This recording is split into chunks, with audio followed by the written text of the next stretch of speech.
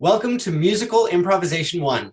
My name is Alan Kliffer, and I'm the instructor of this online course. This is a full online musical improv course taught to actual Department of Education teachers. So if you'd like to skip ahead in the video, there is a time code document you could follow along with that should have been included with the video. I really hope you enjoy, and I hope you can bring some of these exercises to your own classroom. All right, everybody. Welcome to the virtual classroom. The first thing that I'm going to do is I'm going to mute everybody, okay? So don't get too scared. You'll all come off of mute very shortly. Great. So most everybody is muted now. Let me see, muting, great. Now, Connor and I are going to be teaching this course to you, and we do encourage you, and we will be recording this, but you can use some of these things. We're going to be doing some basic improv exercises, some musical improv exercises, and you can feel free to use this for your virtual classroom. That's primarily really what this is for, but hopefully you'll learn something new here as well. The trouble with the musical stuff, which I'm sure you've all experienced, are syncing issues. So with the musical improv course, we've actually had Connor make a couple of tracks as backups to what he'll be doing. These tracks you will get in your own email as well. So you're going to be able to use them and all that type of stuff. We're going to do a lot of fun stuff over this course time. If you have any questions, ask them in the chat, unless you're actually working live with me in the studio. This is the studio, the theater. And also, I'll be muting and unmuting you. So I kind of have the power to do that. I will do that as we go. You might wonder, because a lot of these classes are done like in a circle, right? So you get in a circle and you're doing an improv exercise in a circle. How do we create that? Well, the way that we do that is with numbering. And just like you may have changed your name when you came in, on the side, if you go to Manage Participants or you go to Participants, oh, I have somebody actually wanting to come in. Hello, whoever this is. Who will have to, hello. Hey. Welcome, welcome. I'm gonna mute you if you don't mind, because this part is actually just about, it's so great that you logged in, because as you can see, his name says admin. So what we all have to do is just change our name. How you do that is on the box that your screen, you'll see 3 dots when you click up to the right.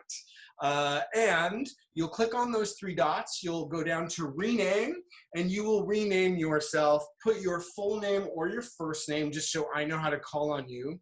And then I'm gonna also give you a number right now.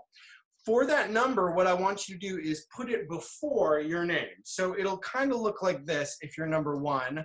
I just rename myself. If you go over my box, you'll see. So that is kind of how I want you to do things. I'm going to rename myself again, back to Alan Kliffer.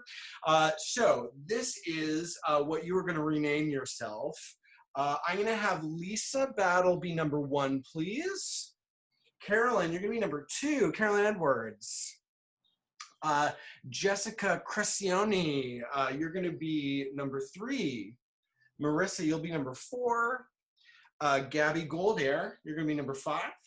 Lindsay Shields, you're going to be number 6. Laura Fries, okay, good. Laura Fries, you're going to be number, what are we at? 7?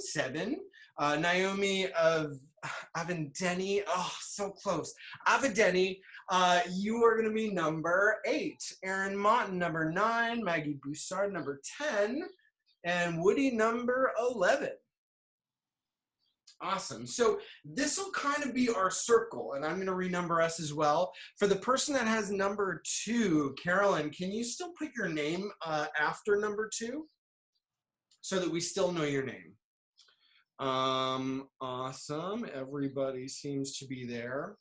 So that's kind of how you're going to set up your circle, which is interesting, right? It's like an interesting way of thinking about a circle, but this is the way we'll set it up. And as we go through this improv lesson, we'll renumber ourselves to kind of renegotiate this circle.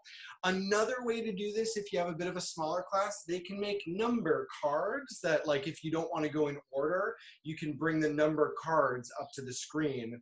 That's just another like little variation if you want to take it or not.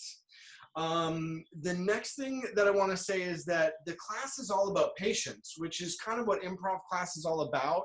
But you really want to leave a positive environment for your students, because that's why improv is the most positive lesson that you can learn in life. It's all about yes-anding. It's all about positivity. That's why it's great that we're doing improv in this space. It's so important for kids. So I'm really glad that you're all here, but it will take patience. Sometimes one of your students may not be able to hear something because maybe the audio patches out, or maybe your audio patches out.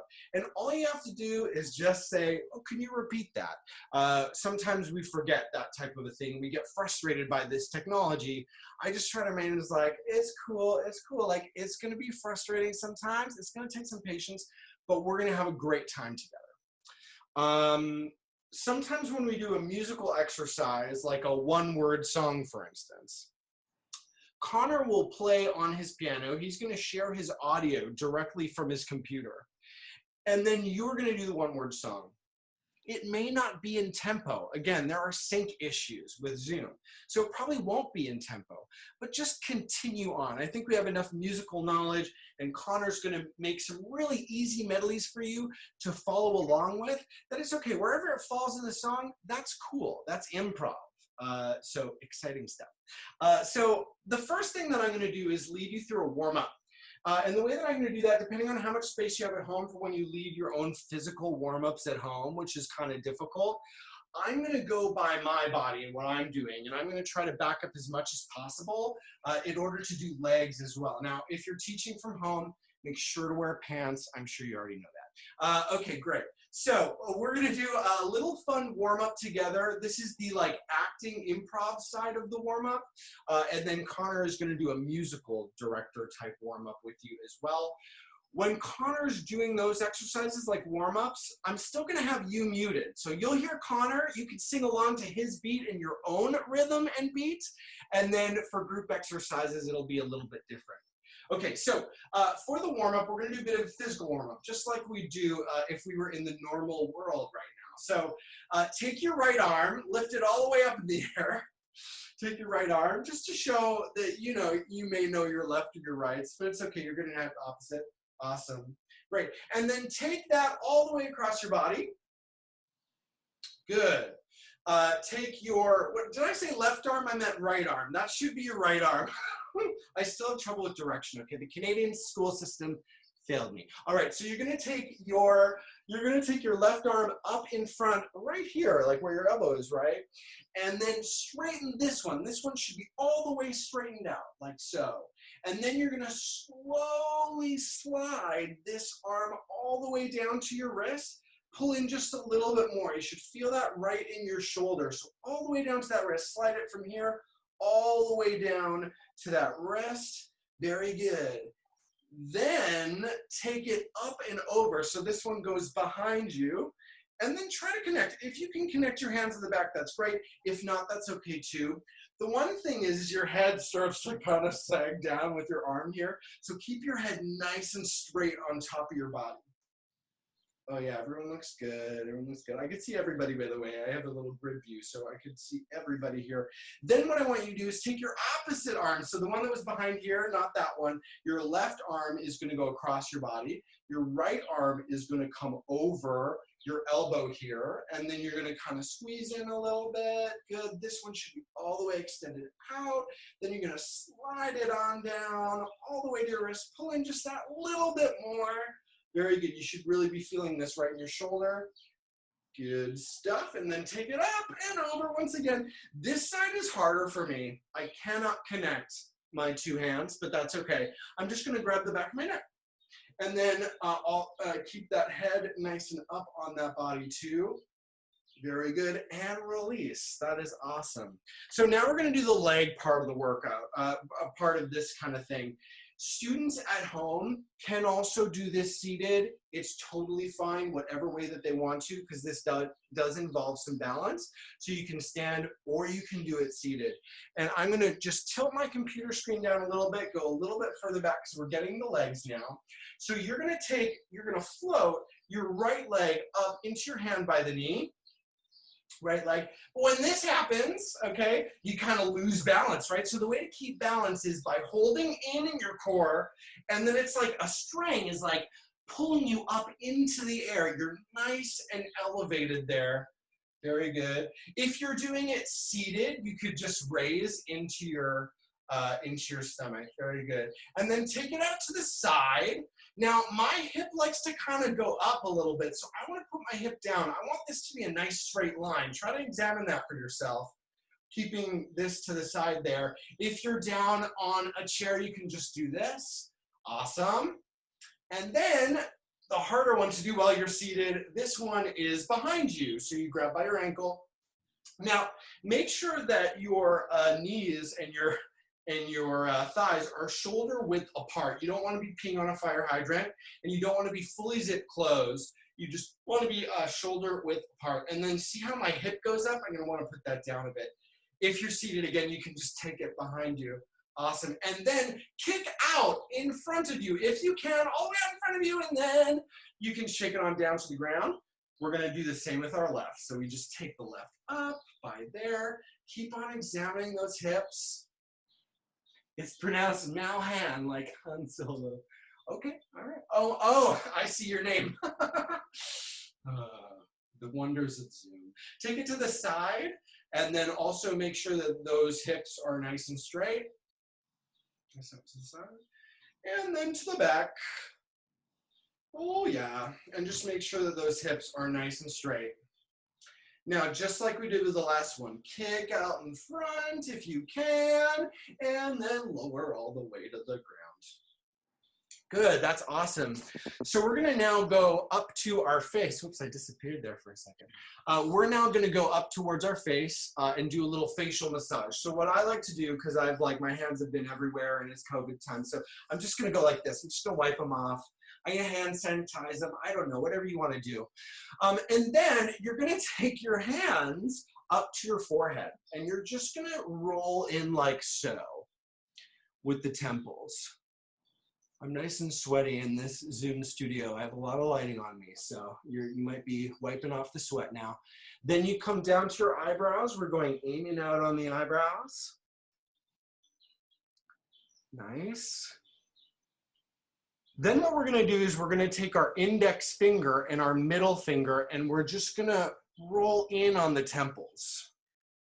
And then once you've done rolling in on them, you can also just roll it on down your face and then start all over again.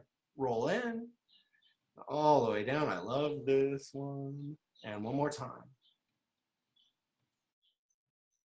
Nice, very good. And I might kind of freeze from time to time too, but it's all good. We'll just kind of pick up from where we left off. So then we're gonna take these hands to the top of our nose and just brush off the nose really lightly, but nothing too hard. Awesome. Sweet. And then right on our upper lip, we're just going to move that around a little bit. There we go. Upper lip, nice, nice. And then take your thumb and your index finger right to the top of the jaw and all the way down. And then release at the bottom. All the way down. Nice. And one more time.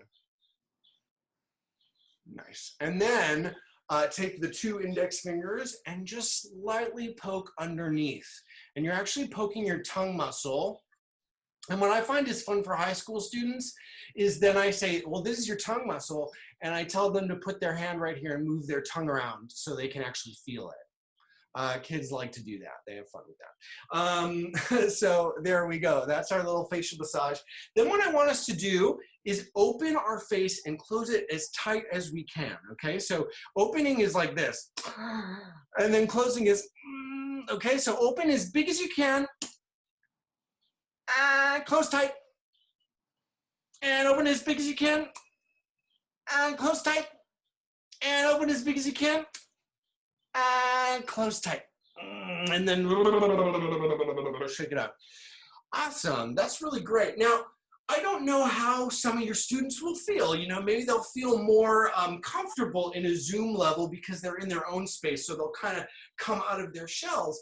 But what's really important to remind your students is you could look as silly and as gross as you want in an improv class. That's totally okay. If you want to like distort your face, that's totally fine. That's part of what improv is. So nothing that we do today in this classroom is wrong. Everything that we do today is right, which is super awesome. So you could just remind your kids that when teaching them improv. I'm going to turn, actually before I turn things over, my apologies, I'm going to quickly take all of that up by shaking everything out, okay? And we're going to go 10 down to 1, 10, 9, 8, 7, 6, 5, 4, 3, 2, 1. And then with this, and then with the right, and then with the left. Then we're going to go 9, 8, 7, 6, 5, 4, 9, 8, 9, 8, 9, 8, all the way down to 1, 1, 1, 1, and we'll have so much energy pulsing through us that we're going to have some sort of nice, big, buttony sound that we'll only hear on our own, but it's going to be so great, like, woo, you know? So that is what we'll get down to. So take out that right hand. We're going to start with 10. You can count down with me, okay? Here we go. 10, 9, 8, 7, 6, 5, 4, 3, 2, 1. 10, 9, 8, 7, 6, 5, 4, 3, 2, 1. 10, 9, 8, 7, 6, 5, 4, 3, 2, 1. 10, 9, 8, 7, 6, 5, 4, 3, 2, 1. 9, 8, 7, 6, 5, 4, 3, 2, 1. 9, 8, 7, 6, 5, 4, 3, 2, 1. 9, 8, 7, 6, 5, 4, 3, 2, 1. 9, 8, 7, 6, 5, 4, 3, 2, 1. 8, 7, 6, 5, 4, 3, 2, 1. 8, 7, 6, 5, 4, 3, 2, 1. 8, 7, 6, 5, 4, 3, 2, 1. 8, 7, 6, 5, 4, 3, 2, 1. 7, 6, 5, 4, 3, 2, 1. 7, 6, 5, 4, 3, 2, 1. 7, 6, 5, 4, 3, 2, 1. 7, 6, 5, 4, 3, 2, 1. 6, 5, 4, 3, 2, 1. 6, 5, 4, 3, 2, 1. 6, 5, 4, 3, 2, 1. 6, 5, 4, 3, 2, 1. 5, 4, 3, 2, 1. 5, 4, 3, 2, 1. 5, 4, 3, 2, 1. 5, 4, 3, 2, 1. 4, 3, 2, 1. 4, 3, 2, 1. 4, 3, 2, 1. 4, 3, 2, 1. 3, 2, 1. 3, 2, 1. 3, 2, 1. 3, 2, 1. 2, 1. 2, 1. 2, 1. 2, 1. 1, 1, 1, 1. Woo! So you might want to drink some coffee before your class, okay? That might be a smart thing to do. Now to kind of take us back down, because like, oh my God, the energy in this room is palpable. So what we're gonna do is a nice roll down and roll up. Nice grounding move, as you probably know already. Really good grounding stretch, rolling down and rolling up. Here's how I want you to do it though, and how you should instruct your students. Make sure that you're standing right in the center of your foot. Like really envision yourself standing in the center of your foot. Also, have those legs shoulder width apart. That really, really helps, having them shoulder width apart. Then what's gonna happen is nice deep breath in. We're gonna slowly roll down, starting with the head, shoulders rolling forward, going all the way down, keeping the knees slightly bent. You're gonna wanna make sure that your knees are slightly bent all the way down. You're doing great. And then with a nice deep breath, you'll roll back up, and vertebrae by vertebrae, you'll roll back up. The last thing to roll into place are your shoulders, and your head will roll on top of your neck. Take it as slow as you need to. Awesome. Sweet. I'm going to turn this over now to our musical director, Connor, who's going to lead you in a vocal warm-up. Again, you will remain muted and you'll just listen to Connor and try to follow along as best as you can. So here it is, Connor. Hello, everyone. This is going to be the first time I lead a vocal warm-up, and I can only hear myself, so that'll be fun. Just show of hands, who considers himself like a singer in any capacity? Cool. Yeah, I figured a lot of you probably would. If you do, great. If you don't, that's fine. The whole point of this is that, you know, anybody can do musical improv, regardless of whether or not you're like ready to sing at the Met or whatever. So the first thing I'm going to do is actually just test out the sound to see if everybody can hear when I play things on my keyboard. Oh, hey, Alan. It says the host has disabled attendee screen sharing. Can you re-enable that? Yes, sorry about that. Give me 1 minute here. You can also make him a co-host. Oh, and I'll make you co-host. Nobody's hearing this right now, are they? Oh, you are hearing it? How well are you hearing it? Well enough to like sing along to it? Okay, great. Then maybe I'll just go with that. Okay, cool. So the first thing we're going to do is we're just going to go ma. Make it nice and slidey. You don't need to worry about like hitting each note individually. It's kind of just like ma, but a little bit slower than that. So here we go. Ma.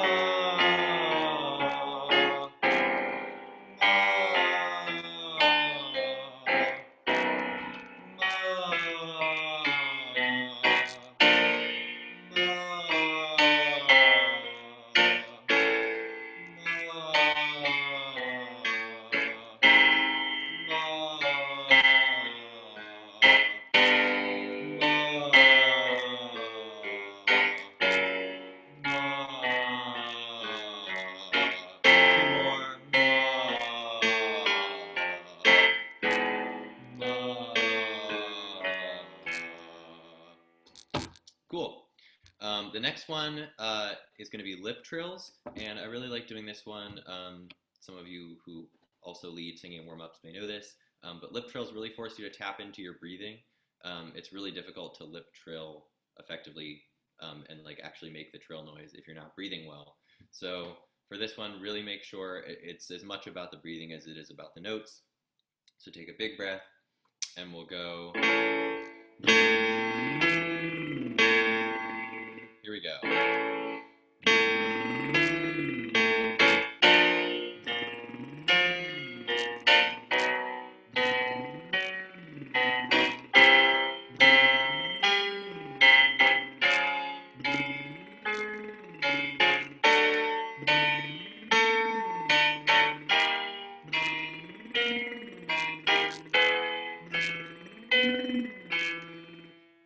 We're going to keep going up. As this gets higher, don't strain. If you need to just sort of like flip into your falsetto or head voice kind of area, do that.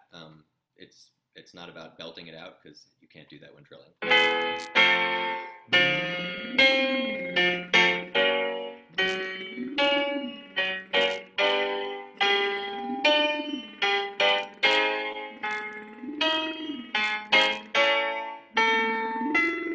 Last one.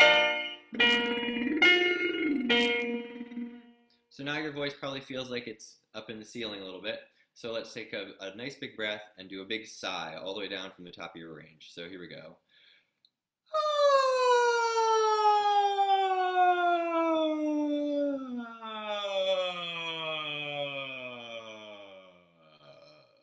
Nice. We will do, I think, Alan, should I do one or two more? What do you want to have time for?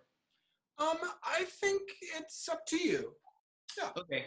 Well, let's do one more so we can get right into the actual improv games kind of things. This is one that you may know. It goes, many mumbling mice are making midnight music in the moonlight. Mighty nice. So again, the words without the notes is, many mumbling mice are making midnight music in the moonlight. Mighty nice. And this one is obviously about, your lips, your tongue, your teeth, the articulators. So, and the melody is just.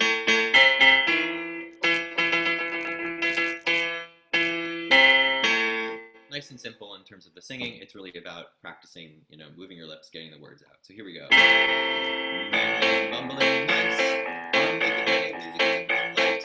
Mighty nice. Many mumbling mice are making music in the moonlight. Mighty nice. Many mumbling mice are making music in the moonlight. Mighty nice. Many mumbling mice are making music in the moonlight. Mighty nice. Many mumbling mice are making music in the moonlight. Mighty nice. Faster. Many mumbling mice are making music in the moonlight. Mighty nice. Many mumbling mice are making music in the moonlight. Mighty nice. Three more. Many mumbling mice are making music in the moonlight. Mighty nice. Many mumbling mice are making music in the moonlight. Mighty nice. Last one. Many mumbling mice are making music in the moonlight. Mighty nice. There you go. And just, kind of move your face around after we've gotten all that stuff tensed up from moving it so quickly. So just like Alan was doing, give a little bit of this, give another sigh down. And I think we should be ready to sing some songs. Awesome. And thank you, Lindsay, for putting that in the chat. That's actually a great thing to do so that your students will be able to get it at home. And I think, you know, if you have a musical director and you're doing this with the musical director with your students, I'd probably be starting in a slower tempo just because, you know, they're younger than us. They don't quite understand as much maybe, or, you know, so maybe a slower to the faster tempo, which is great. Awesome. So now we're going to get into our first warm-up game, and I'm going to unmute everybody, but just now be conscious and aware that you are unmuted. This is going to be called word association, which is a pretty standard game. We're going to go 1 to, we have 11. We're going to go 1 to 11. So if you are, let's say, number 1, figure out the person who is number 2 and figure out the person who is number 11. Because after you, number 2 is going to go, and then after 11, you are going to go. So make sure that you know the number that comes before and after you. Now, we don't have to go under any certain tempo. This is just associating as we go. If a word doesn't associate, like let's say somebody says mice, and then you say mice jacket, and it doesn't really associate, it's okay. There's no screwing up. Everything is right, right? So we just associate it with jacket. That's totally cool, because that's what we thought of on the spot. So I'm going to unmute everybody now. What you're going to do is you're going to say the word that the person says previous to you, and then your associative word. So if Connor says shoes to me, I'll say shoes, pants. The next person will say pants, tie. So that is kind of how it will work. I will actually give the suggestion of the word association to number 1, okay? So after 11, which is going to be fun, I'm going to go. So there's actually a number 12. That's me. So I'll go, and then number 1, you can go after me. So here we go. I'm going to unmute everybody. Welcome back. Oh, I tried unmuting you. There we go. Okay, you're unmuting yourselves. Good. It's good that we know this. Okay, I'm going to unmute Lindsay. Welcome back, everybody, to the talking circle. I'm going to start with the first suggestion, and then Lisa will take it from me, and we're just going to free associate and just keep on going in our circle. So, art. Art. Arch. Arched. Arch. Arch. Valentine. Valentine heart. Heart beat. Nice. Beat Nick. Nick. Razor. Nice. Razor. Sharp. Nice. Sharp. Skills. Skills puppy. Puppy. Kitty. Pity? Pity? I think it was Kitty with a K, right? Oh, kitty. All right. Kitty treats. Treats, Reese's. Nice. Reese's M&M's. M&M's chocolate. Chocolate milk. Milk cow. Cow pasture. Pasture. Pie. Nice. Pie. Pumpkin. Pumpkin. Jack-o'-lantern. Jack-o'-lantern Halloween. Halloween. Spooky. Spooky remote learning. 2 words, Remote. sorry. Remote learning, Twitch. Twitch. Shake.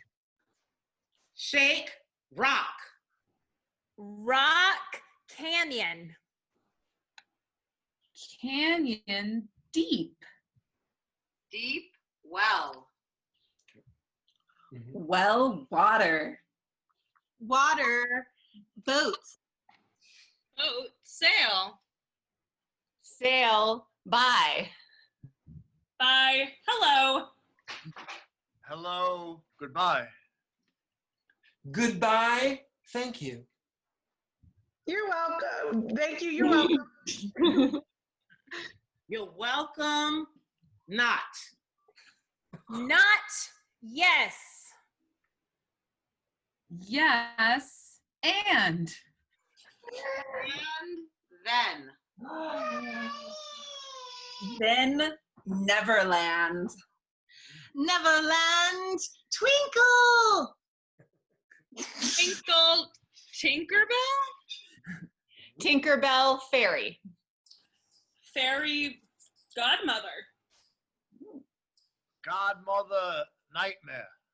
Awesome. That was great. That was great. Nice, lovely free association. So we can just get our brains going because a lot of musical improv is kind of like associating with what's going to come up, right? Because you're trying to rhyme something, although not all musical improv needs to rhyme either. But this kind of works into that. And we're now going to turn it into a game called Rhyme Association. So now instead of something that you're associating with, okay, like hat, pants, instead it'll be hat, bat. And we're gonna try and exhaust that rhyme. Once we've exhausted the rhyme, I'll give us something new, a new rhyme to exhaust together, okay? So I will start, we again will go 1 to 11, me being number 12. And we're just going to do a rhyme association. Keep on rhyming until we just can't rhyme anymore with that word. And the word is yes. Yes. Best. Best. Mess. Mess. Chess. Chess. Tess. Pass. Dress. Dress less. Less. Tress. Tress. Okay, new thing to rhyme with. We exhausted that rhyme. Bye-bye. We digress. This one we're going to do is we're going to do night. Night. So we'll actually start with you, Naomi. Night. Night. Fight. Fight light. Light. Bright. Bright. Might. Oh, might. Height. Right. Fright. Fright. Trite. Right. Quite. Quite. Okay, now we're going to have Marissa rhyme with rain. Rain. Rain. Bane. Bane. Train. Train. Gain. Gain. Vain. Vain. Main. Main brain. Brain. Plain. Plain. Pain. Pain, explain. Explain. Refrain. Refrain. Sane. Sane. Spain. Bane. Cane. Cane. Main. Awesome. We're going to have Lindsay now make up the new rhyme. I had a great word. Okay, you give us that word, and then you're going to create our new rhyme. Oh, no, because it rhymed with the other one. So I just come up with a word? Well, what was it? What was the word? We all want to know. Germain. Germain. Oh, my gosh. That's a good one. Yeah, now you're going to do something completely new for us to write. Any word. Any word. Star. Start. Oh, star. Far. Far. Bar. Bar. Car. Car. Tar. Tar. Czar. Czar. Exemplar. Exemplar. Mar. Mar. Jar. Jar. Did we say far? I think we did. So, Jessica, we're going to have you now make up a new word for a new rhyme. Okay. Ambitious. Oh, my God. Yeah. Should I do another one? Ambitious. You gave us our task, so it's ambitious. Who said it? Who said it? Lisa? It was Jessica. So Marissa, Okay. you have the wonderful task of going next. Ambitious, superlicious. Yeah, totally. Superlicious, nutritious. Nutritious, fictitious. Fictitious, superstitious. Oh, Superstitious. Delicious. Delicious, aloysius. Aloysious, dirty dishes. dirty dishes, bubblicious. Oh, yeah. You see, we could have created a song right there. Awesome. That's great. Obviously, like being ambitious is super smart, right? We did it, and we all kind of rhymed, even though the rhyme before you were like, I hope they don't come up with something, so I don't have to. But it still worked. Now, most of you, when you're teaching your classroom, I'm assuming that your students would probably know who each other are, right? Like they know each other's names. Okay, so for me, just for like fun, and I know that we have them on here, but we're gonna just play a quick round of clap focus. And now this is the way we're gonna play clap focus when it comes to a Zoom part. And you might want to even know this anyway. This is name clap focus. What we're gonna do is we're still gonna clap at our screen like we're doing in clap focus, and then we're gonna call somebody's name. So if I call Carolyn, then Carolyn will give it to somebody else. And we'll give it to somebody else. Does that make sense? Lisa. I don't know everybody. Lisa, should I do it? No. I was just kind of giving an example, but if you know go everybody. over the screen, you can see everybody's names.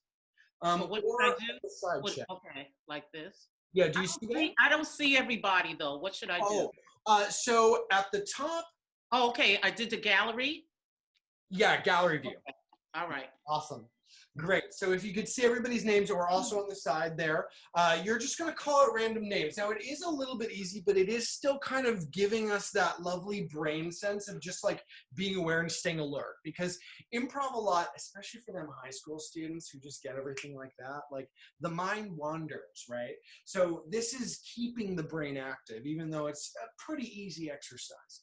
So I'm going to start. I have a question. Yeah, absolutely. The names keep disappearing. Is that normal? So it is kind of normal if you Okay. put your cursor on the screens, like on our screens, and you move it around a little bit, you should be able to see our names. Yeah. You see that? Yeah, but they keep disappearing. Also, if you see in the bottom of your screen, it says invite, right? And then manage participants. Does it say that next? It says just participants for us. We don't have the invite. Oh, awesome. So click on participants. Okay, You'll participants. also be able to see everybody's name. Okay, thank you. Everybody got that? Awesome. Cool. So here we go. Aaron. Naomi. Marissa. Lisa. Laura. Laura, you're muted. Put your mic. Unmute, yeah. Jessica. Maggie. Lindsay. Carolyn. Aaron. Woody. Marissa. Aaron. Lindsay. Connor. Gabby. Jessica. Carolyn. Lisa. Lindsay. Alan. Jessica. Woody. Laura. Aaron. Connor. Naomi. Maggie. Gabby. Alan. Lindsay. Marissa. Gabby. Woody. Connor. Carolyn. Naomi. Lisa. Jessica. Lindsay. Laura. Marissa. Connor. Maggie. Awesome. That's really great. That's really, it's kind of easy, but it's kind of also not easy, right? In a certain way. And if it gets to a student, your student's like, oh, it's okay to just say like, yeah, it's okay. Take a deep breath. That's cool. Because, nothing needs to happen right away in improv. Improv is a patience game in a way. So that was really, really great. we're going to do that same kind of thing, but now we're going to do a sound and action with the name that you're calling. That person will then have to do the sound and action of their name back and then do a new sound and action to somebody else, okay? So if, let's say, Connor was to give me a sound and action and say my name. Do I say your name? Yeah. Is the sound in addition to your name, or is it a sound I make while saying your name? It's like, Connor. Yeah, okay, Yeah. Gotcha. Alan. Alan, Carolyn, and then we would go on from there. Everybody Should I understand? just start with the last name you said? Yeah. So you'll get it, and then you'll do a sound and action to somebody else. Does that Do make we sense? have to remember everybody's thing? That's what I'm trying to figure. No, you do not have to remember everybody's thing. No, we do not have to remember 14 things. So all you're responsible for is Connor, so the last person and their sound and action they sent to you, and then a new one, Carolyn. So you're responsible for mirroring that sound and action back with your name, and then doing a sound and action to a new person. Does that make sense? We'll kind of get it as we go. So Connor, do that to me again, and then we'll just continue going. I'm gonna do a different one. Yeah, that's great. Alan. Alan. Lisa. Lisa. Maggie. Maggie. Aaron. Aaron. Naomi. Naomi. Gabby. Gabby. Woody. Woody. Jessica. Jessica. Marissa. Marisa. Laura. Laura. Lindsay. I forgot who's gone already. Raise your hand, please, so I can call on you. No, it's okay. You can totally go Everyone? wherever you want to. What? You can totally go wherever you want to. It's okay if somebody's been called before. Oh, okay. I just feel bad, and I like to keep track. Okay. I think it was who wanted to who Lindsay. has not been called yet. Oh, who's not? Okay, Lindsay. Carolyn. Carolyn. Jessica. Jessica. Lisa.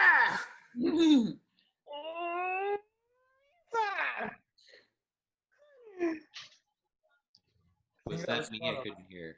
Connor. Yeah, okay. Connor. Laura. Laura. Aaron. Aaron. Maggie. Maggie. Woody. Woody. Alan. Alan. All right, that was great. That was really, really great. And as you move on with your kids, if you're doing this with your kids, just make sure that you give them the note of like, yeah, and now let's go to like 10 times that energy and see where that takes us.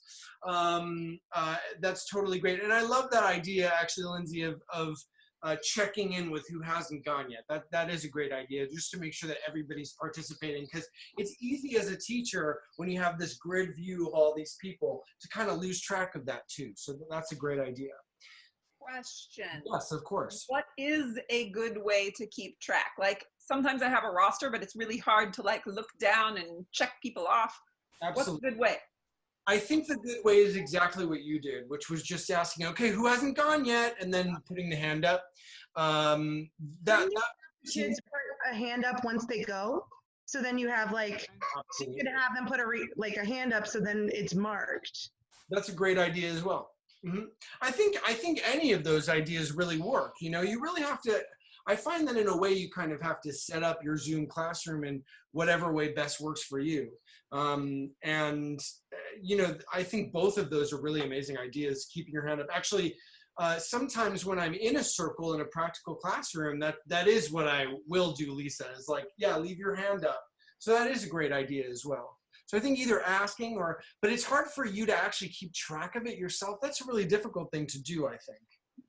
Well, if you use the hand click button though, like if everyone has their hand click up, Oh, then right. Yeah. you as a teacher can click them off as they go. Maybe. Yeah. Oh, I see. Yeah, that's what I meant. Like they could click their own hand off once Yeah. they want. And for us who don't know how to do that, not saying that I don't, but how would you do that? How do you put your hand up? Oh, you go to I just participants. did. Yeah, if you go to participants at the bottom, it'll say invite, mute me, raise hand, and you can click raise hand, and you'll see the little raised hand next to everybody. Oh, I Like, see. so like Lindsay, Jessica, and I all have our hands raised right now. Awesome.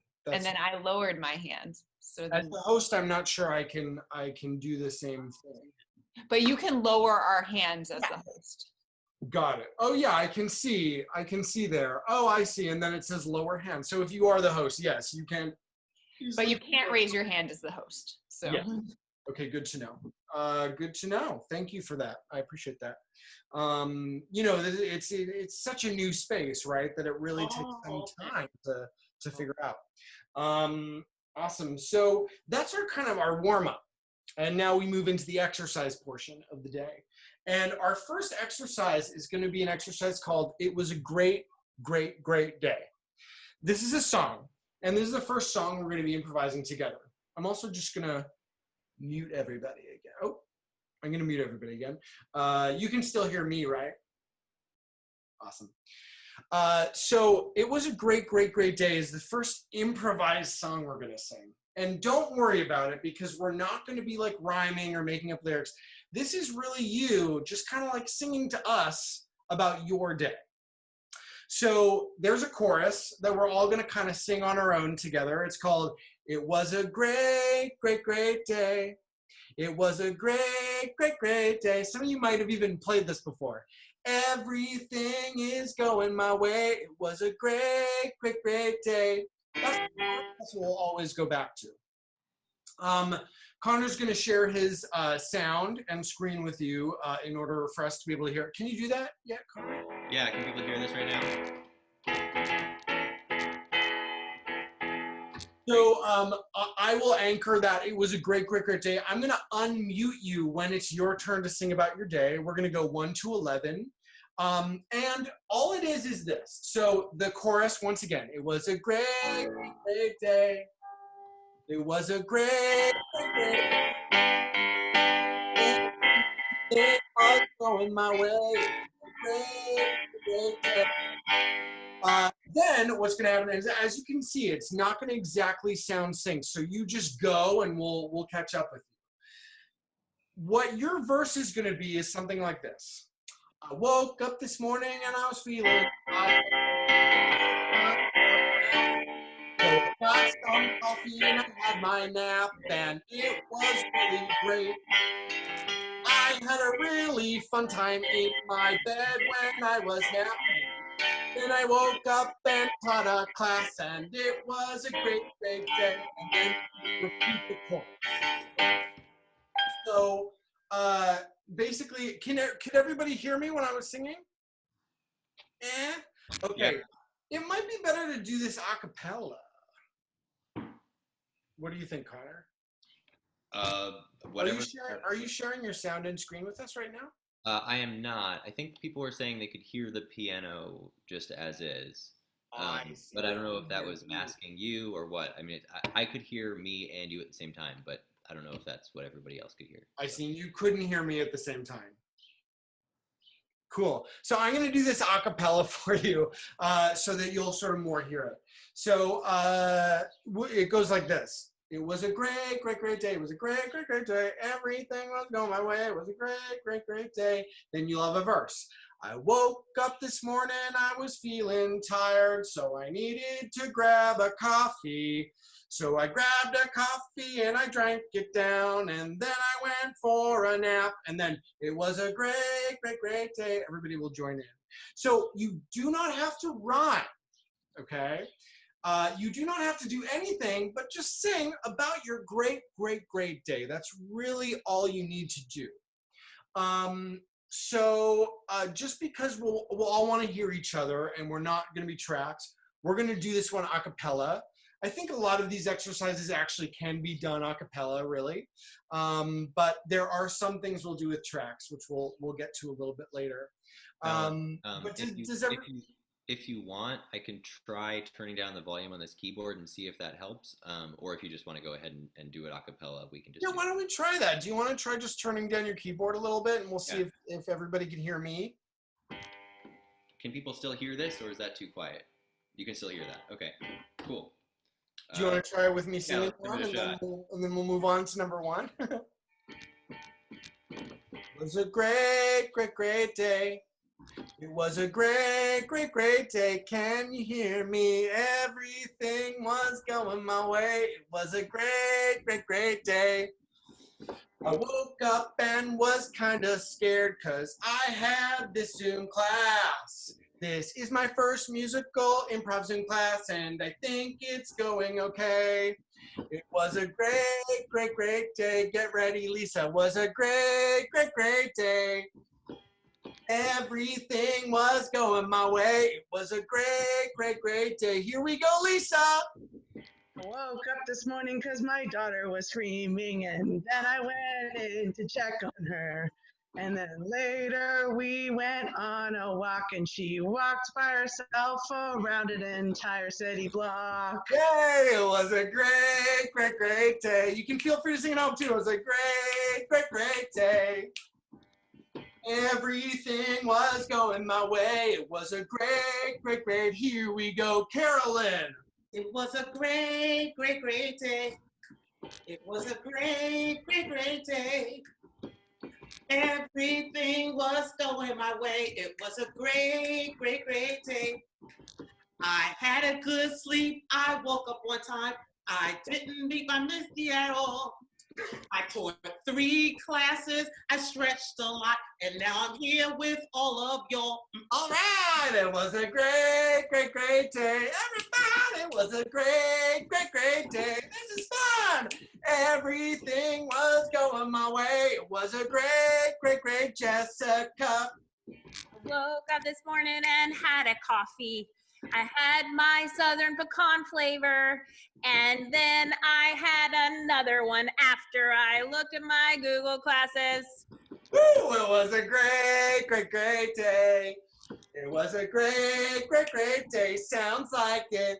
Everything was going my way. It was a great, great, great Marissa. I woke up this morning and I was confused because I forgot that I had 2 meetings.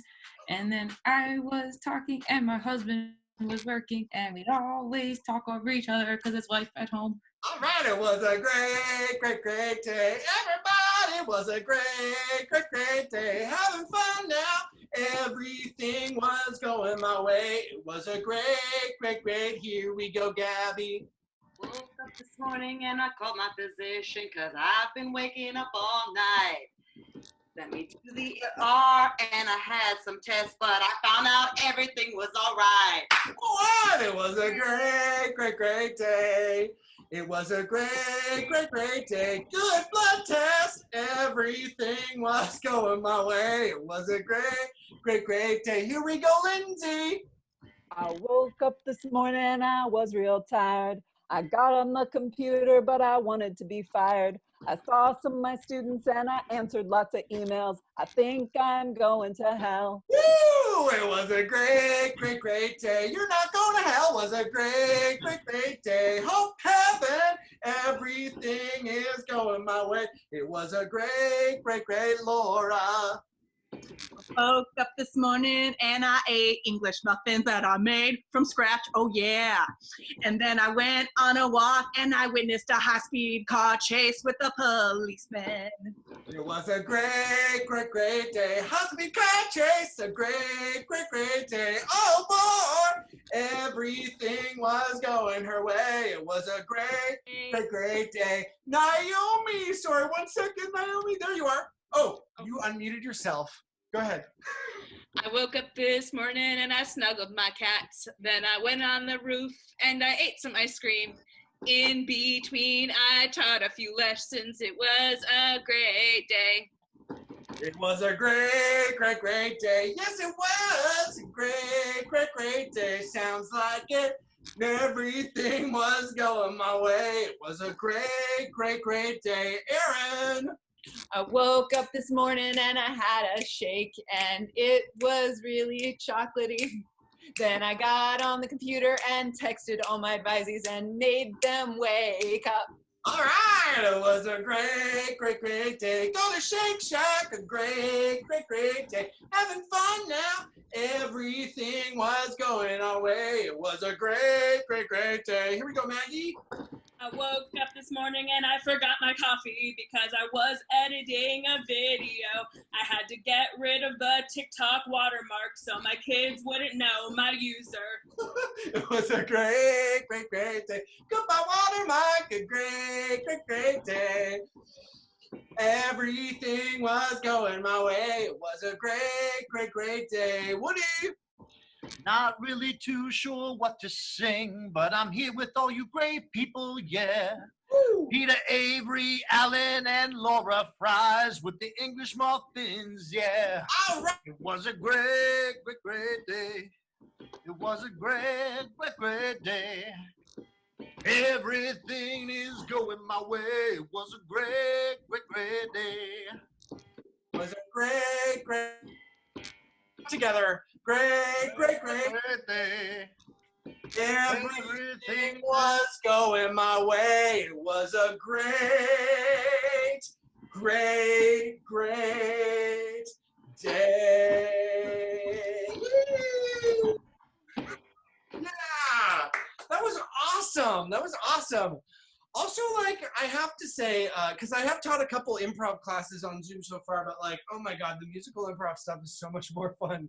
I hope you're having a lot of fun at home, and this is fun for you. So it was a great, great, great day.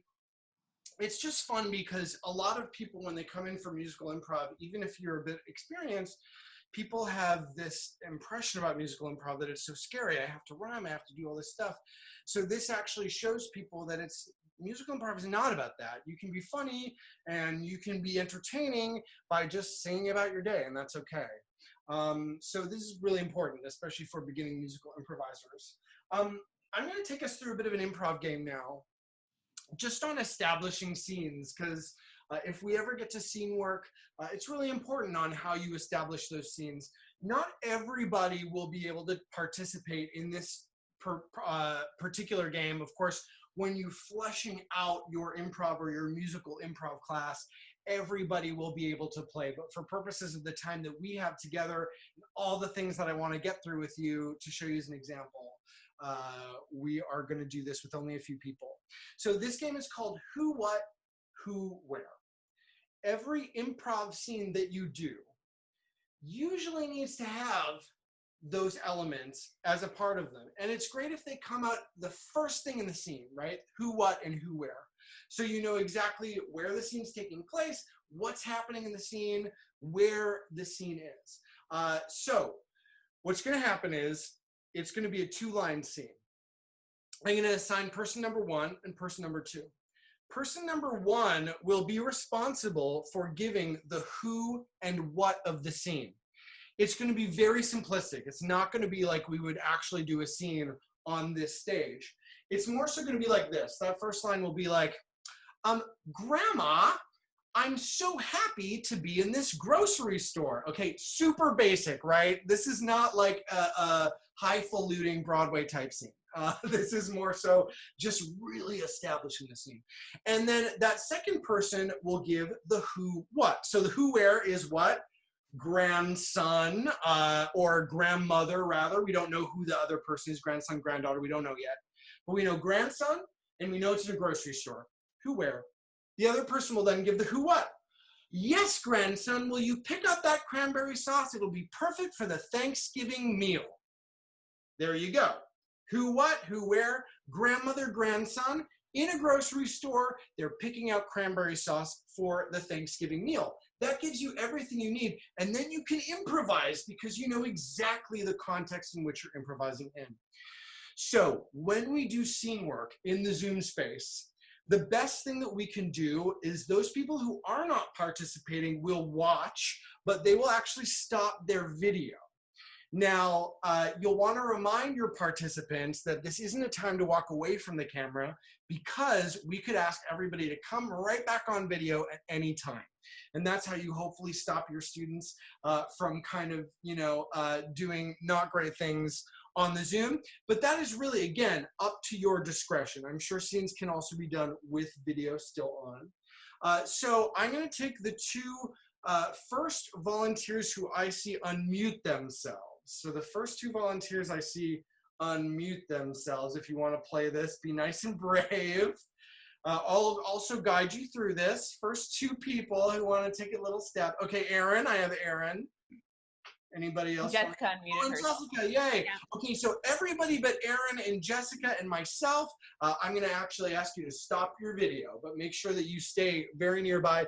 Also, you can think to yourself, if your video is off and you aren't participating in this scene, you could still think to yourself, okay, if I got this line, what would be my who, what back? Or what would be my first line? Try and really think of it from the context of you are an active participant. Even though your video is off, you can still play within this lesson. So Jessica, I'm gonna make you person number one. Aaron, you're gonna be person number two. So Jessica, you're giving the who, where, and then Aaron, you're giving the who, what. And I will coach you through the scene. Feel free to be so basic as to say like grandma, grandson, husband, whatever, okay? So here we go, starting with Jessica. Hey sis, I'm so glad we could take little Johnny to the park today. Hey sis, I am so glad we're at the park as well because it's his birthday and he really wanted to go to the park for his birthday. Awesome, that is great, that is great.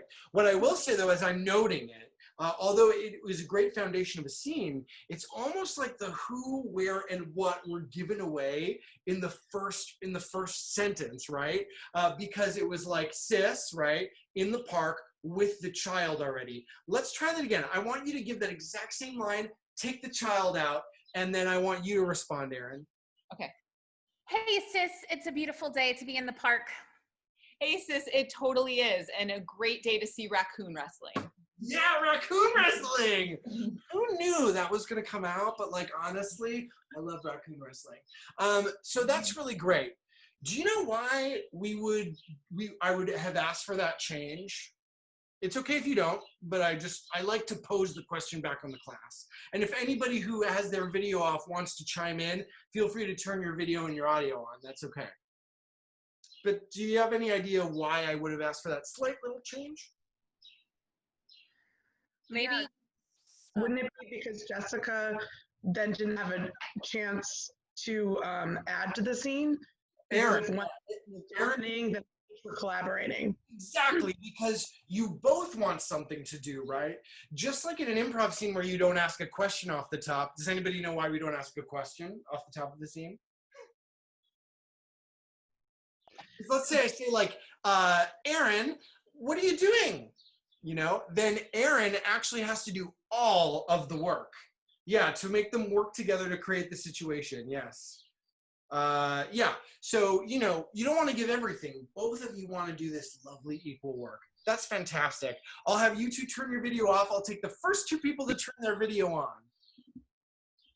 First two people to turn their video on if you want to come and join us. See, it's not that daunting. Okay, great. We have Naomi. And we have, why isn't it saying your name? Laura. Laura. Laura, awesome. Yeah. Oh, great. Oh, there you are. There's your name. Okay, cool. So, Naomi, you're going to be the who, what, and then Laura, you're going to be the who, or sorry, Naomi, you're going to be the who, where. Laura, you're going to be the who, what. So here we go. Who, where, who, what. Whenever you're ready to initiate the scene, Naomi. Oh, I'm me first? Who, where? Sorry. Yeah, you're who, where. My bad. No, all good.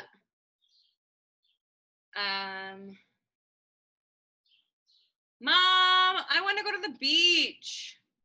Ugh, no, little Timmy. You know we can't because it's Grandma's funeral today. Good. What was the one thing we're missing? And you can feel free to put it in the side chat if you want as well. Was there something missing from that?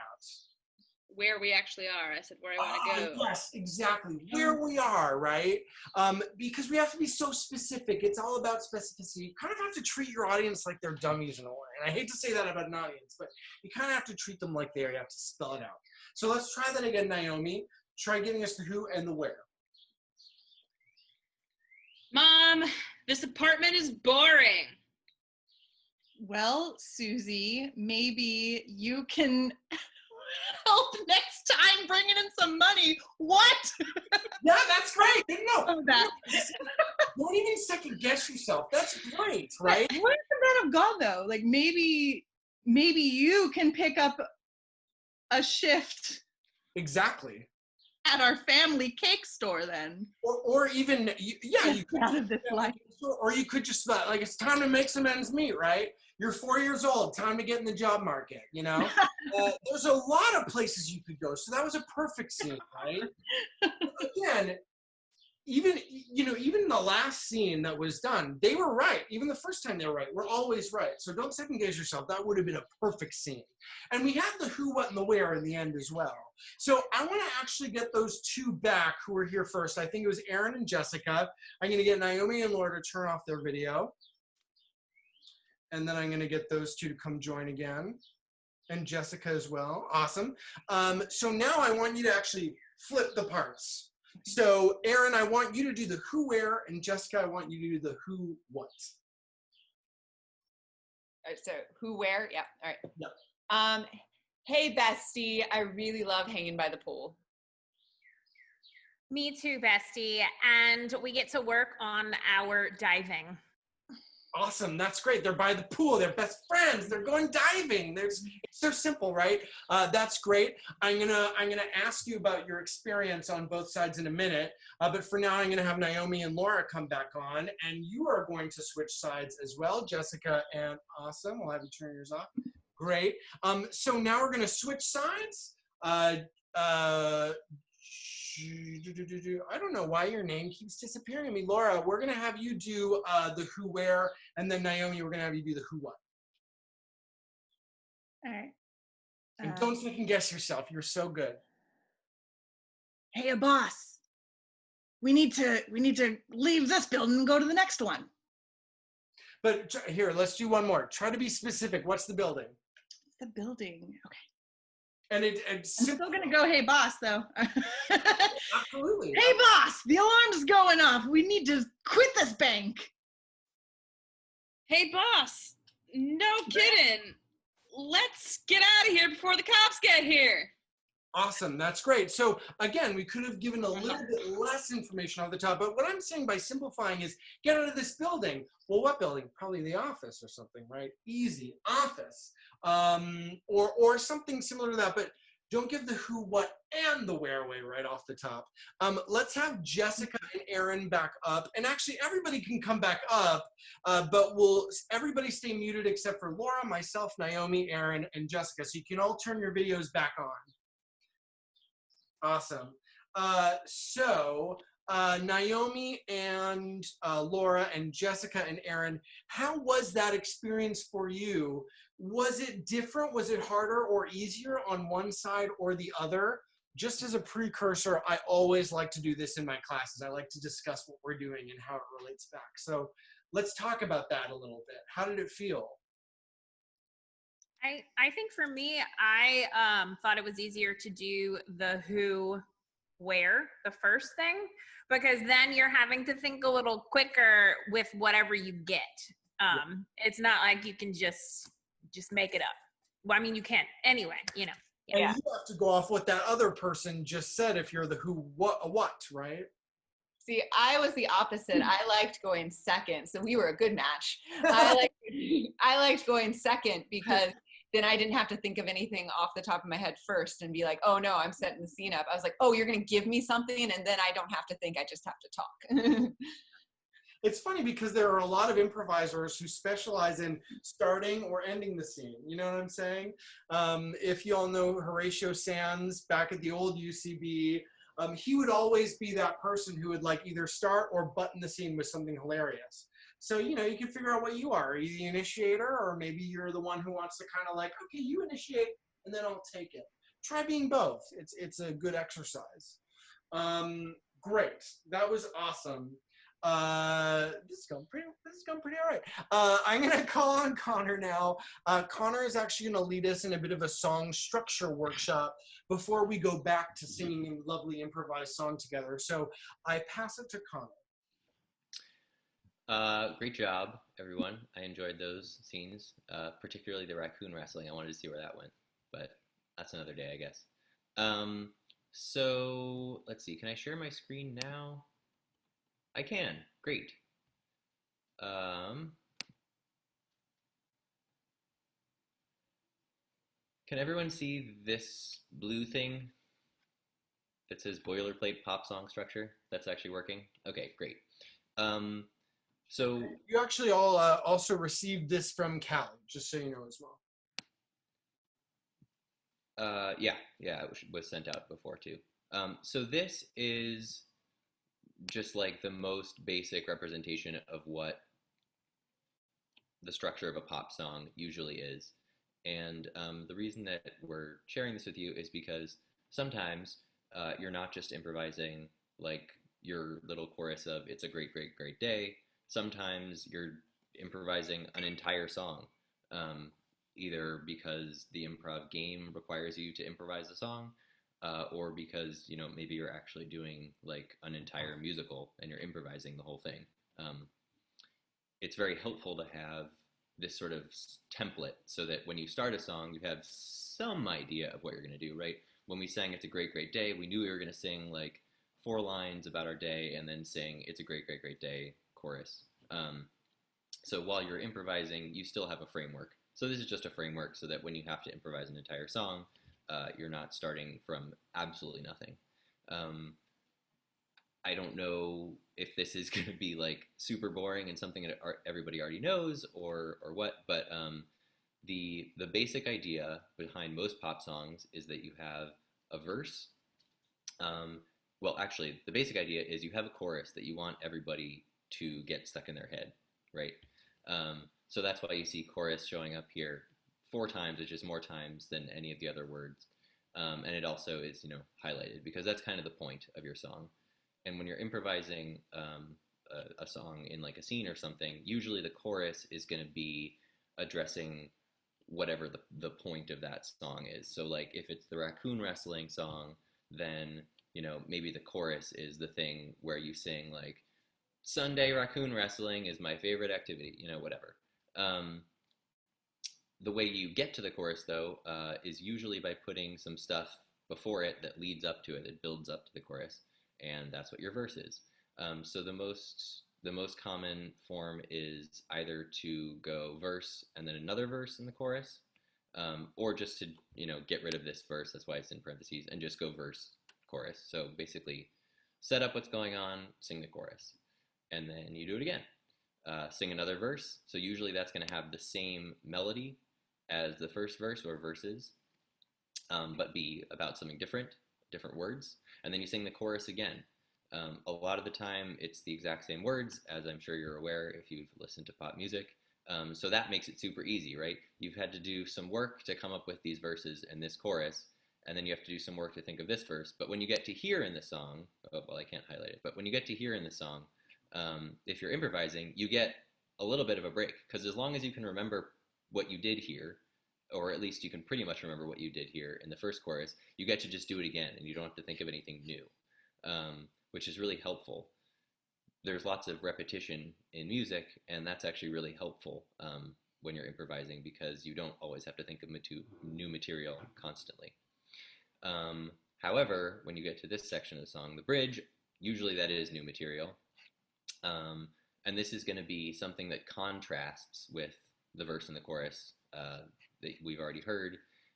Maybe, you know, the music will probably take a shift. Maybe it becomes more dramatic, or, you know, more lighthearted or something than the rest of the song, or it's softer or slower or something like that. And so if you're improvising a bridge, it usually makes sense to try to take the lyrics in some new direction as well. maybe the rest of the song was about, you know, how much fun it is to watch raccoon wrestling. But then when you get to the bridge, it takes, you know, a more serious turn, and you remember like your pet raccoon that was killed in a vicious raccoon wrestling fight or something like that. So take it a little bit to a different place, but make sure that you're then, by the end of the bridge, able to sort of shoehorn the song back to the chorus, transition back into it. And then we just sing the chorus a lot, because that's the thing that the song is really about. That's hopefully the catchy part. And that's the thing we really want to hammer into everybody's heads. So the general structure is probably a little intro. This is especially important in an improvised song where your music director or accompanist or whatever is going to set up the song for you. Because, you know, let's say you go to sing a song and in your head you're like, all right, I'm singing an Irish jig, and then your music director starts playing an Earth, Wind, and Fire beat. If you two start at the same time, that's not going to work, right? So usually whoever's playing the piano or whatever instrument will start off just by themselves, give you a little bit of a sense of the musical style. You'll come in, sing some verses, make up a chorus, sing another verse, repeat the chorus, do the bridge, and then just sing choruses for as long as it's entertaining, and then stop the song. The reason that I have the words kind of like moving up and down like this, you probably figured this out, but it's in a little bit of a graph of the like measure of excitement or energy that is going on in each of these sections. So the intro really can be kind of anywhere. Sometimes the intro is very subdued, and then it just everything builds up to the chorus. Sometimes the intro is here, where it's, you know, kind of a mid-level of energy, and then it drops down for the first verse. Sometimes the intro is like going crazy. You think about like, you know, crazy metal songs where the intro is like rocking hard, and then it drops down for the verse. So the intro can really be anything, but I just put it here as sort of a middle ground.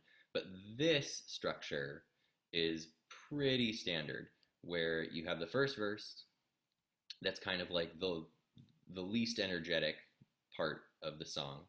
Then it builds a little bit for the second verse, raise the stakes in some way, you know, either lyrically or maybe just musically. And then the chorus, you hit the chorus, and that's even more exciting. That's the thing that you really want everybody to pay attention to. That's the thing you've been building to through these first two verses. Then you're going to drop down a little bit for the next verse, but not all the way back down to where the first verse was. So keep the energy up. Maybe, you know, if the first verse about the raccoon wrestling was about, you know, a raccoon fight where it was, you know, 1v1, maybe the next verse is like, oh yeah, and there's also, you know, 4v4 raccoon wrestling. So you keep it up so that it's more exciting than the first verse. Sing the chorus again. This is usually about the same or maybe a little bit more exciting. The bridge, like I said, departs from the sort of world that the rest of the song is in usually. So the bridge can be in multiple places. Again, you can take it like, oh, this song was super fun up until this point. Now it gets serious all of a sudden, and drop the energy down. Or the bridge can actually just continue getting more exciting. So like if the raccoon wrestling song is really exciting here, maybe you just bring in like two more people to sing with you and like trade lines back and forth as you build the energy more and more and more about the raccoons. Maybe you're each playing different raccoons or something, I don't know. And then for these final choruses, they're just getting higher and higher up, because you just keep like everything in improv, you kind of want to push it to 11. If you've seen oh man, whatever that movie's called, Spinal Tap. This is Spinal Tap. Just take everything and make it as ridiculous as you can. So this part of the song, these final choruses, that's where you just take whatever idea you've set up here, and you just continue making it crazier and crazier until you really can't make it crazier anymore, and then you end the song. That's what I put with riffing. Happens a lot in, you know, big emotional pop songs, and that's a great way to kind of free yourself from the structure that you've set up and just be able to sing whatever you want, right? So Alan was actually doing it in It's a Great, Great, Great Day. We were singing, it's a great, great, great day, it's a great, great, great day, right? And we heard that 1,000 times. We actually heard that chorus 14 or maybe like 16 times, so even more than this. But Alan would shake it up by being like, it was a great, great, great day. Get that coffee. Great, great, great day. Right. So just do something like that in these choruses toward the end to continue cranking up the energy, to continue making it wacky and fun and entertaining until you end the song. Ending the song is also sort of an interesting art in an improv song because everybody has to manage to agree somehow about when the song should end and how it should end. So that's something that maybe you work out beforehand with your music director, saying like, all right, so we're going to do this last chorus, 3 times, and then we'll end it.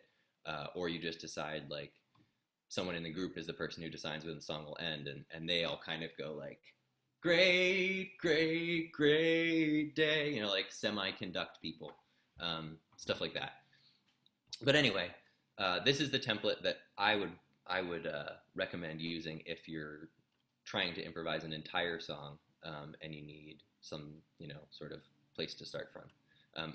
We're going to do another song exercise called We Are the World later on that's going to introduce another song section called a pre-chorus. But this is the most basic thing and a great place to start. And it will relate back to our final exercise that we're going to do together, which Connor just mentioned, which is We Are the World. Everybody got a track from Callie. You're going to actually use that track eventually to create our lovely final presentation, which will be like a We Are the World song. We are the world, we are the children. But we're going to create it with our own celebrity personality, and we are going to be singing about a certain topic that I will give on the day.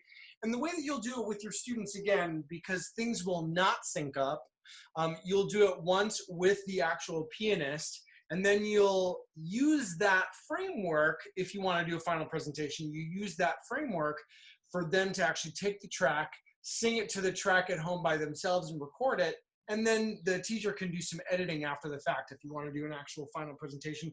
That's what we're going to be doing at the end of this course. So do take a listen to the We Are the World. Tomorrow, we're going to be assigning everybody a part. So somebody will be responsible for creating the chorus. Somebody will be responsible for the first verse. Somebody will be responsible for the second verse. Somebody will be responsible just for like riffing, like, yeah, we are the world. So we're going to assign those parts tomorrow. We will, Connor actually has a sheet saying where in the song you're going to be putting in your verse and your chorus. And we're going to improvise it tomorrow, but then I'm going to ask you to take that home and record it so that we could put it into a really cool final presentation. Does anybody have any questions about that? I'm going to actually, if you wouldn't mind stopping your screen. Yeah, is everybody done looking at this for the moment? And you do, Callie has sent that to you as well. So you should have that. And you can, of course, send these materials to any of your students. But does anybody have any questions about that sort of final presentation? Which I was going to talk about at the end, but why not talk about it now if anybody has any questions? It's pretty straightforward. Cool. Mm-hmm. Sure. I have I'll do a question. Okay. What is it? I guess it's hard to imagine how it'll be. You said a cappella to start with? Is that what you said? So Connor has laid down this track. So you can listen to that track tonight and actually see how the song is going to sound. You are going to make up the words tomorrow to the song. Connor will play in the background and we'll make up the verses as best we can. And then we'll actually go back. So it's like, it's improv at the start and then we go back and we kind of perfect it a little bit. So we start with improvisation and then we actually have that final product, which is a little bit rehearsed, but it starts from the basis of improv. It's actually how a lot of sketch comedy is created. It's first created through improvising the sketch, having the rough outline, improvising the sketch, and then rehearsing that improv to actually make the sketch show. That's how some people work. So this is going to be the same type of thing. Cool. So, and I feel like it's kind of, in this time, a We Are the World thing is kind of fun too, right? Just for the situation we're going through. Right now what we're going to do is we're going to go and do a one-word song. So each of us are going to sing a song one word at a time. It does not need to sync up with anything. Connor is going to play underneath in that sort of a bit more muted tone. I'm going to unmute everybody for this. And just like the word association thing, we're going to go in this circle and we're going to sing the song one word at a time. And it will go that slow or even slower, okay? So make sure to have a little bit of patience in there too. I'm going to renumber everybody just to shake things up. So if you go on your rename button, I'm going to make Aaron number 1. Carolyn will be number 3. Lisa will be number 2. Maggie will be 4. Woody will be 5. Jessica will be 6. Marissa will be 7. Gabby 8. Lindsay 9. Laura 10. Naomi 11. Awesome. I'm going to unmute everybody now as well. Now, or you can unmute yourself if you haven't unmuted yet.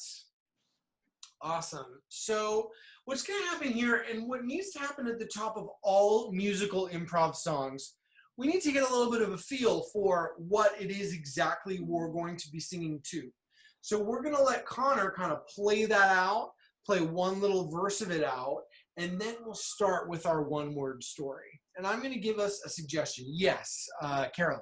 How do I rename again? Oh, you rename by going to the top 3 dots on the right-hand I side. see them. Yep. It disappeared on me. I'm just getting chat. Let's see. 1. I'm just getting chat right now. Awesome. You'd be 3, I think. Oh, you're just getting chat? Mm-hmm. Like you're not getting our video? It's just saying chat. No, when I go to the 3 dots. When you click on the 3 dots. Yes. Now, if you scroll down a little bit, does it say rename or does it say anything else? No, it just says chat and that's it. If you click on participants, you can click on your name on there and it'll say more and then it'll say rename over there as well.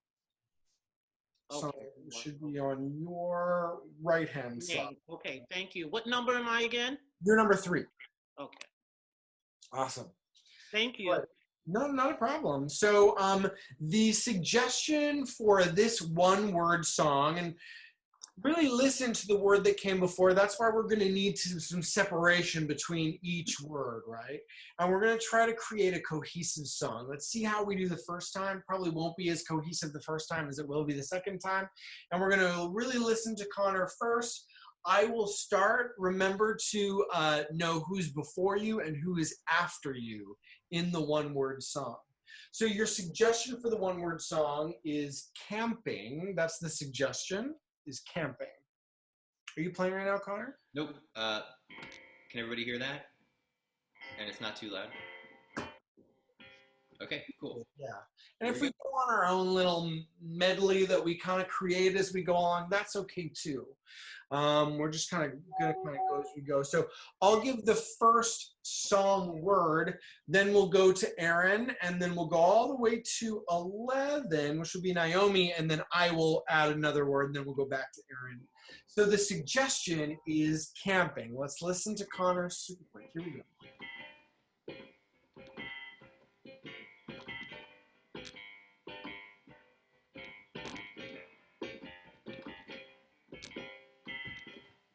Listen one more time.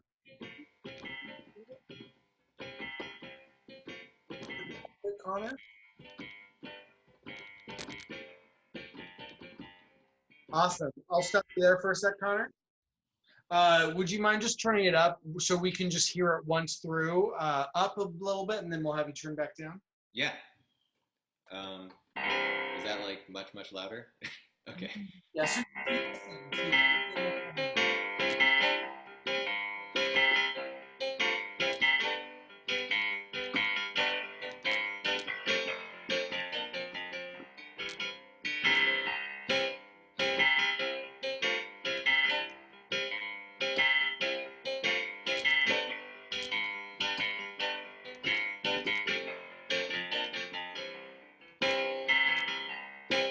Cool.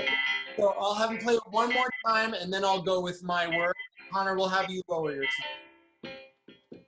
Is that a good volume now? I really can't tell from. Yeah. Okay. All right, so I'm going to start with my first word. One. Day. We.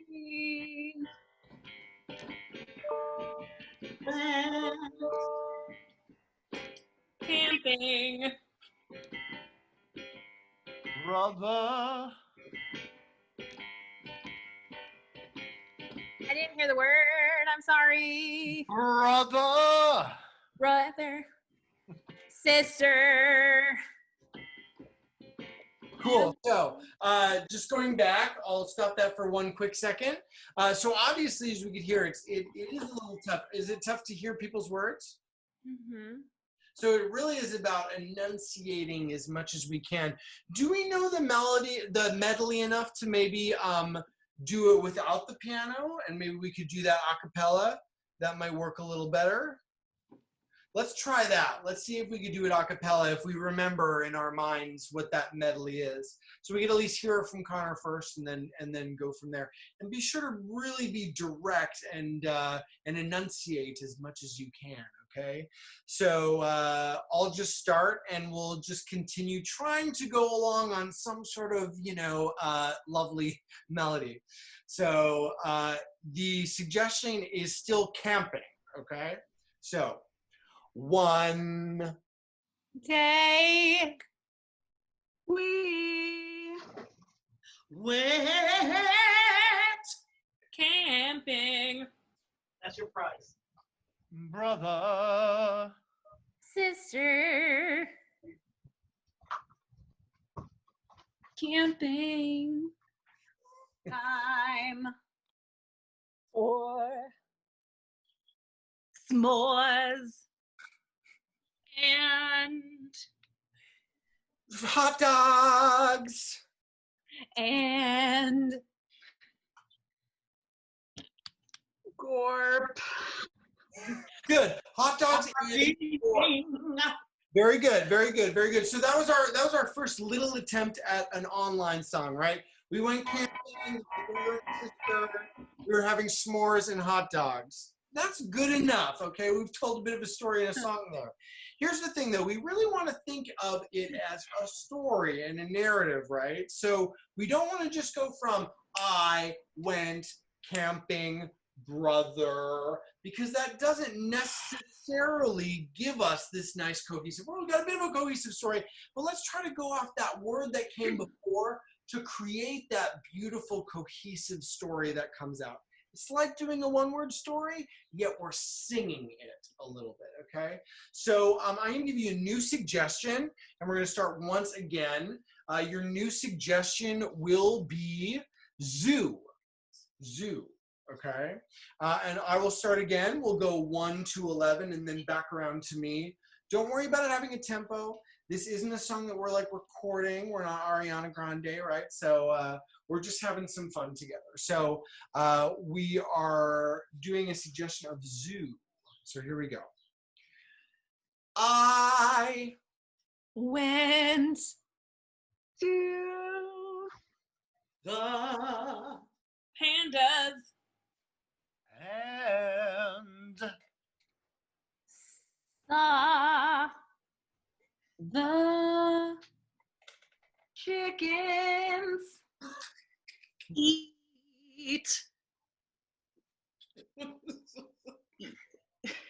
each. we're off on numbers. So I'm just What? here. Oh, I'm sorry. I thought it was 9. Oh, number 9. Number 9. What did you wanna say in terms of? I that? have no idea. I'm very confused with the pandas and the chickens. Let's go back. Let's go back to the first. I want you to do the exact same words because you know what we had there? We had a bit of a story. Obviously, we knew where we were because that was given to you. We were in a zoo. but you went to the zoo to see the pandas and the chickens. That is actually a nice, good little start, right? And just like a story, then we can start a new sentence. So let's say those, if you remember, let's say those exact words again, and then we'll continue on with Lindsay. So I Went to The Pandas. And Saw the chickens. Eating. what are the Wait, chickens this is eating? me, right? Okay, sorry. The number thing confused me. Say it again. Eating. Cherries. Jubilee. Yummy. and I Enjoyed. It. so much. Nice, good. Okay, so now we're creating a bit more of a concrete story, right? We went to go see the pandas and the chickens were eating cherries, and we had this wonderful time. So now what I want to try to do is do that exact same kind of thing where we're creating this beautiful story, but then once we have that lovely story created, let's try and add that conflict in that eventually we'll all have to solve together, okay? So again, look at that person who's coming before you. So look at whose number is before you, look at whose number is after you. Very good. So this is a kind of a weird space to be able to play these types of games, yet we can still create these lovely cohesive stories. And of course, the instructor has to try and take hold and make sure that they remember all of it. So we're going to do a new song now. We're going to try to have that conflict after we establish everything. And the new suggestion will be technology. That's your new suggestion, is technology. So here we go on technology. Zoom is so Ridiculous. Because my Students are Quiet. All. The time. so I and stand. Them.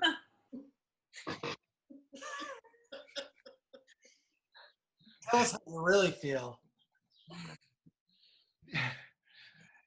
and Can't stand it. want To Spanish. Zoom. And Make a different Platform. with depression. is here Forever. Good, good, good. So we had a little conflict actually right off the top, right? We hate Zoom because we hate our kids on Zoom. We hate Zoom so much that we want to banish it and create a new technology platform. That's the solution to our conflict, right? We didn't know that we were going to go there. We didn't know that we were going to accomplish it, but we actually kind of did accomplish exactly what we were looking for. So what I want to do now is take it one step further, and I want to add emotion into this one word song exercise, okay? So I don't know exactly what the emotion is going to be. Maybe if we hate Zoom, it's anger. I hate Zoom. And it's going in that emotion, right? So we're going to try to do a couple things here. A, we're going to do the one word song. But B, we're going to try to figure out and match each other's emotional states and emotional levels to really try and bring that emotion out in the one word story. We're still going to have to try to have a story where we know exactly what the characters are. where they are, who they are. We'll try to still have that conflict in the song. Again, this is a basic song. We're not recording like a Beyonce song right now. We're just doing a little fun, basic exercise in creating a beautiful story while singing. This is the basis to the actual being able to sing and do your scenes, which is what we're going to do tomorrow. So I'm going to give you a new suggestion now, and we're going to capture each other's emotional intensity. And let's say we're angry, but then we figure out, but I'm going to make this new platform, maybe then the emotion changes, right, to excitement. But I'm going, you know, and then we can have that thread. So the emotion can change as the song goes along. So your suggestion, actually, does anybody want to give a suggestion of one word, something, one word suggestion, not a geographical location, but any one word suggestion? Summer? Summer, great. I love that. Summer. So this will start off in summer, and I will start the new sound. So here it goes. Oh, What a wonderful Summer. For Leisurely. Walking through The beach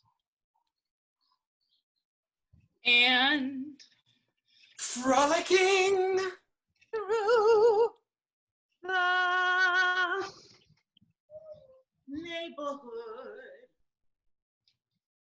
hello. summer. Good. I love this. I love this. So now I want to really push that emotion out, right? Let's really match it and let's really go intense. Don't feel afraid to really go intense with that emotion. Summer! And Woody, you were kind of really getting in that, right? Like, yeah, and be operatic about it, right? When we do We Are the World Tomorrow, just like when We Were the World was first recorded, right? You have like Britney Spears, like, oh, we are the. You can really go into these types of characters. So this is preparing us for those silly, awesome characters that we're going to do by matching each other's energy. So I love summer. Let's have one more new word suggestion. If anybody wants to give out any new word. Pets. Say that again, Gabby. Buttonhole. Buttonhole. Okay, buttonhole. Let's see what we can do with buttonhole. So here we go. There was A raggedy Tattered. Pleated. Button. hole which wasn't mended. I wish that I would fix My Button. hole with a needle. and some thread. So how do we solve this conflict? This is great. This is so great. How do we solve this conflict? And number 2. So I will ask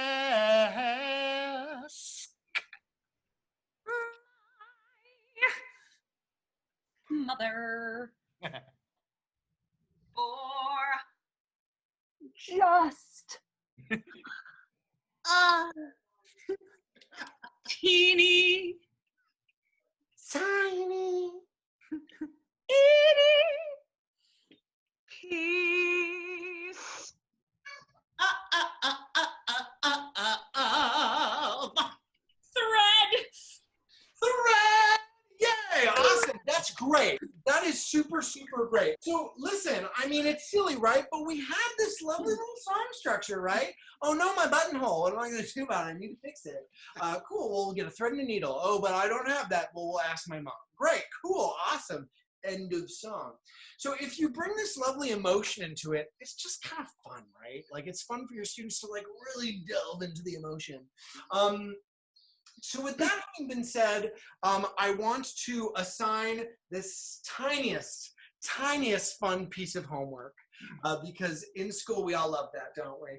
So I'm just going to give you the tiniest little bit of homework, and then I'd like to actually just open up the floor. I'd like to just talk about our experience because I think that's important to talk about our experience and how this might even be able to relate to our own virtual classroom once we go in there. I should let you know that in addition to this class that we're doing today and tomorrow, I'm actually also putting together 2 improv instructional professional development videos. So just to teach a straight pre-beginner improv and beginner improv class. Straight improv, no musical improv. It's with participants actually from our theater, from Improv Asylum, who do the exercises with me, and you'll be able to also view those videos in addition to everything that we're doing today. That having been said, here is your homework, and it's going to be really, really exciting. What I want from you is I want you to write the verse and the chorus to your own song. Now, there is no given melody to your song. You're going to create that, and you're just going to give us 4 lines of a verse. If you want to do slightly more than that, that's fine. If you want to do an 8-line verse, okay. We won't kill you. But it can really be just a 4-line verse going into a chorus. That's all you're responsible for. Eventually, if you want to flesh that song out and write the full song, you can totally do that on your own time. Tomorrow, you are going to sing those 4 verses and the chorus, or not 4 verses, 4 lines or 8 lines and the chorus to us a cappella. Connor will be listening to that a cappella and will be playing out your new melody on the piano. He'll record that melody for you, and you'll receive that melody in your inbox. So you'll actually be able to sing your song eventually along to a brand new tune that's going to be played out on the piano by Connor. So super awesome. That is your homework. Write a verse into chorus song. Just it's 4-line verse, totally fine. 8-line if you're super ambitious. And then a chorus. And then we'll hear it out. It can be whatever melody you want at all. That is up to you to decide. Awesome. Also, do review the We Are the World. Connor did send that out to you. A bit later tonight, I'll be sending you that outline of where people will go. Also, think to yourself, do I want to be the chorus? Do I want to be just like a verse in there? Do I want to be the riffer at the top and the end of the song? Think about that too before tomorrow. I want to just quickly open with the 5 minutes we have left. I want to open this up, and I just want to talk about our experience, how we experienced it. This is really new for me and Connor as well. So I hope you've at least been able to have a lot of fun in these past 2 hours and get away from the norm. But I'd love to just discuss it, anything, how it might relate back to your Zoom classroom. It would just be great to find out what you thought of this first day leading into tomorrow's class. Hey, Alan, just before we do that, I just want to make a quick comment about the homework and also We Are the World. So going back to the idea of having like a template, like I showed you before, in addition to having a template for like verse, chorus, all that kind of stuff, it's really helpful to have an idea of how you're going to structure your verse and your chorus, right? So I suggest that we just use the same kind of idea that we use in Great, Great, Great Day, where you kind of have, if you're doing a 4-line verse, the first 2 lines are like setting something up.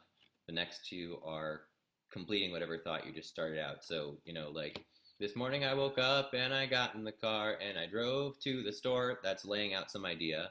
But when I got there, it was closed. So I sat in the parking lot and cried, right? That's like, oop, and there we go. There's a little note. So it's like we, set up an idea and then completed an idea. And then the chorus can really just be one thing. It was a great, great, great day. It was a great, great, great day. You can say everything was going my way, or you can literally just say it was a great, great, great day 4 times. So I recommend that you do that. That's going to also be helpful for We Are the World, because the way we're going to structure that is people are going to get either the first half of a verse or the second half of a verse. So like you'll set something up and someone else will complete it. So thinking about it in that sort of like call response in a similar way that we did with the who, what, who, where kind of scenes. I recommend structuring your things like that. It'll be like the We Are the World will be like, oh, we have to save the orcas. It's an important thing to do. And then somebody else will say, because if we save the orcas, we're really saving me and you. So as you see, you're setting somebody up to then knock it down. Awesome. Tomorrow will obviously just be about orca whales. Cool. So let's just open it up in the last few minutes that we have here, just to discuss what your experience was today and how you might even, if you might bring some back, or if you have questions onto anything at all. And I'll just open up the floor. Well, first of all, everyone, thank you so much. Thank you, Connor. Thank you, Alan. And thank you, fellow teachers. This really brightened my spirits. I really was in the ER this morning. So that really was a wonderful thing to be with you. But that aside, I love the way, Alan, you called the classroom when we used to be in person a practical classroom, because I'm still struggling with when we were in class in person. So I'm going to use that and then call like the virtual classroom versus practical. I hadn't heard that or hadn't paid attention. So thank you for that. And I have done a lot of one-word story and also like directed story, where you point to one person, they talk with the scholars. So I feel like that's something you could, once you get used to, again, I really have very few students showing their video anymore, which is a travesty. But I think one of my 12-to-1 self-contained class with, a smaller group, they might feel safe enough to do something like that. And it would be really cool to do like to a track, like a directed pointing and pointing and pointing with the numbers, I guess makes it easier, right? And also kind of explaining at the top, right? You can also use the number cards too, if you'd rather do it that way. That was another idea that I sort of had in this circle thing. But, in the directed one-word story, for instance, like how would I do a directed one? Yeah, you can do it by, number cards or something like that too. Yeah, and it's fun, and I think it could be used for like processing things too, because like even for me with my little private, personal story about the ER, I was able to like make it like trying to have some levity, so obviously this is also a tool, as theater and comedy always can be during this time for our students. So thank you. Awesome, thank you. I love calling it as you did, like we're in the studio, and also just having a stage the way you did, because I've been playing with entrances and exits with my kids because we were in a Zoom, but I loved I'd never had everybody turn off their cameras except for 2 people. I've never done that, and it was really effective. And that you could call other people to play. And then I also like volunteering that way. Turn on your camera and then like, who's going to do it? And they pop up, and it's adding suspense and theatricalness into this space in a way that like you can't do at school. And I think that's so cool. Yeah, it's doing the practical, what you would do in your classroom, in the practical classroom, if you will. And then, yeah, how do we tailor it for the virtual classroom? That's exactly it. Because if everybody's video's on and 2 people are doing a scene, it's kind of distracting, right? And anybody's video could pop up in it. But if all the videos are off, those 2 people go straight to the top. Yeah, it's cool. The exercise with the where we did the last song, where you told us to use big emotion, to use that big emotion, I think I'm going to find that really helpful, to tell them to go completely over the top, because I keep trying to bring that out. So I think this will be a nice, simple way to do it, and tell them they could just go as big, just really go big with it. I like that. Yeah. And I try to let them do it once, or even twice, like without it. And then I say like, oh, just a reminder. Yeah.